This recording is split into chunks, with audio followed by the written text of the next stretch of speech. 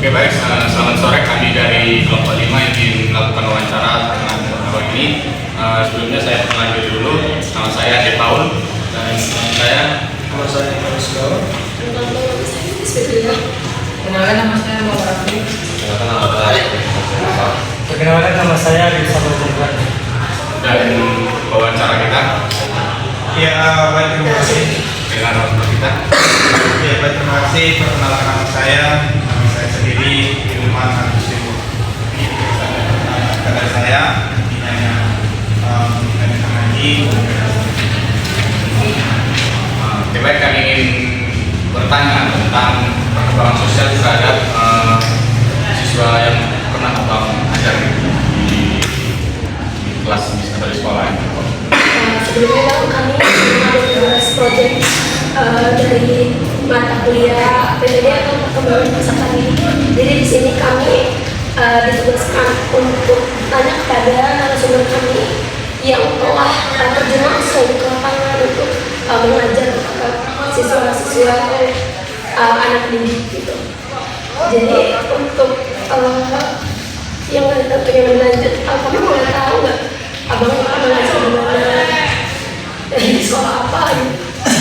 Ya, baik, untuk sekolahnya kalau saya jelaskan satu persatu, banyak ada sekitar 10 sekolah, ada SD, SMP, ada juga SMA, dan juga di sini aja saya akan menjelaskan. Posisi saya sekarang masih mengajar di namanya SMA yang di Maba, ada SMP Kuning Mulia, ada juga Medan, dan itu yang masih menetap. Kalau sebelumnya cuma namanya 6 bulan, dan dari 6 bulan ada di SD Aswatraya, ada juga di SD 7 depan Potensi Utama, dan sekarang masih juga bukan guru menetap, tetapi kalau ada yang kita bantu, saya dipanggil untuk mengajar di SD, SMP, SMK, Laksamana, Martini Kata, atau di Raya. Tadi ada yang menarik nih, pada di SMA Negeri 7 benar? Iya. Oke, mungkin kita bakal membahas lingkup di SMA Negeri 7 Medan aja kali ya. Jadi kami ada beberapa pertanyaan untuk kami tanya kepada narasumber terkait. Jadi mungkin pertanyaan yang bisa langsung diberikan oleh teman saya. Yang pertama yang kami tanyakan, apakah di sana tumbuh dengan semestinya atau bahkan ternyata ada anak yang perkembangan sosialnya melambat? Kalau di sana untuk pertumbuhannya sangat luar biasa, dan itu pun tergantung dari sosialnya ataupun dari latar belakangnya. Itu dulu yang pertama. Artinya kita tidak bisa pastikan anak-anak itu bertumbuh secara cepat, tetapi kita pastikan dari setiap langkahnya. Artinya kita tidak bisa menilai dari satu pertemuan saja. Artinya setidaknya pertemuan itu seminggu ataupun 1 bulan. Nah, di sana juga saya sudah menjalani pengajar sana kemarin ada sekitar kurang lebih 2 bulan.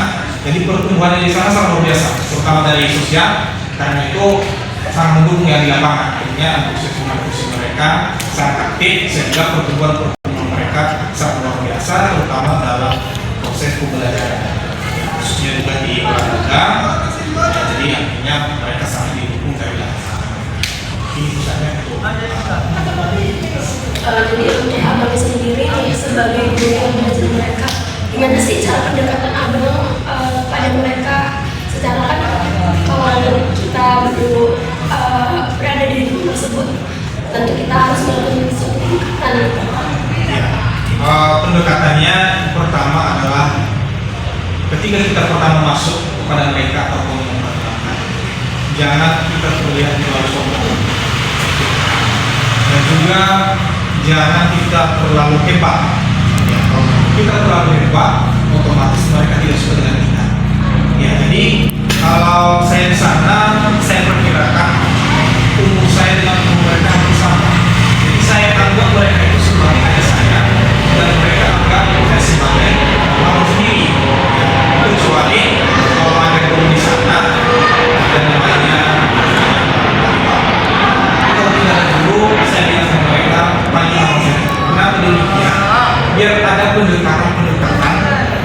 lebih dekat. Ya. Artinya kita tidak terlalu membanggakan nama kita juga biar mengulangi tidak. Ya. Artinya itu yang pertama. Yang keduanya juga ketika mereka melakukan suatu kesalahan, jangan terlalu kita mengambil kesimpulan. Ya, jangan terlalu kita mengambil kesimpulan, tetapi kita harus melakukan pendekatan terlebih dahulu kepada siswa tersebut. Artinya di dalam itu, contohnya dia membuat kesalahan kita langsung terhukum. Enggak, nanti dia suka dengan kita. Ya. Bagaimana cara kita dekatkan dia dulu. Kita tanya bisik-bisik satu persatu, lama-lama sedikit. Ya, jadi mungkin itu salah satu pendekatan yang saya lakukan. Intinya tadi pertama, jangan terlalu hebat kita menunjukkan kepada mereka, dan juga jangan terlalu sombong, karena mereka nilai kita nanti tidak mau berteman dengan kita, tidak mau menghormati kita. Tapi kita ambil mereka sebagai adik kita sendiri, dia saling diamalkan dengannya, tidak takut dengan kita. Ya, mulai dari situ mereka sudah memiliki pendekatan dengan saya. Ini tidak segan-segan lagi, baik dalam kita ada pertanyaan ataupun mereka ngomong ataupun ada kegiatan, jadi mereka tidak takut lagi. Ya, ini itu saja. Pendekatannya secara natural dan Iya. tidak dipaksakan. Tidak dipaksakan. Lanjutkan. Oke, saya akan dulu. Sebagai peran abang guru yang mengajar pada saat itu supaya agar pada saat melakukan pembelajaran sang anak bisa lebih ekspresif atau minimal bisa lebih extended dalam proses mengajar tersebut. Peran saya, ya peran saya itu pertama, sebelum saya masuk itu sudah menyiapkan bahan-bahan yang memang saat itu saya jelaskan. Ya, peran saya pertama, sebelum saya masuk sudah menyiapkan apa kebutuhan yang dibutuhkan saat itu. Sepertinya pertama dalam olahraga, contohnya kita tentukan ini materi kita adalah bola voli. Kita sudah menyiapkan, saya sudah menyiapkan bola voli tersebut. Itulah peran saya pertama, sudah menyiapkan alat-alat. Nah, setelah peran saya selesai pertama itu, peran saya kedua, saya jelaskan kepada mereka sebelum terjun ke lapangan, ya, supaya mereka itu paham tentang bagaimana bermain ataupun aturan-aturan sebelum terjun ke lapangan. Peran saya kedua. Peran saya ketiga itu ketika sudah selesai menjelaskan, sebelum masuk ke praktik ke lapangan langsung, saya mau berdiskusi terlebih dahulu kepada mereka. Ya, berdiskusi terlebih dahulu kepada mereka apa yang harus kita lakukan dan juga apa yang harus kita lakukan. Nah, itu yang peran ketiga. Nah, peran selanjutnya adalah menganggap mereka itu sebagai teman sendiri. Ya, kenapa saya tidak demikian? Jika ada mereka melakukan kesalahan, saya tidak pernah menghukum mereka. Ya. Tetapi saya memberikan motivasi ataupun arahan-arahan yang lebih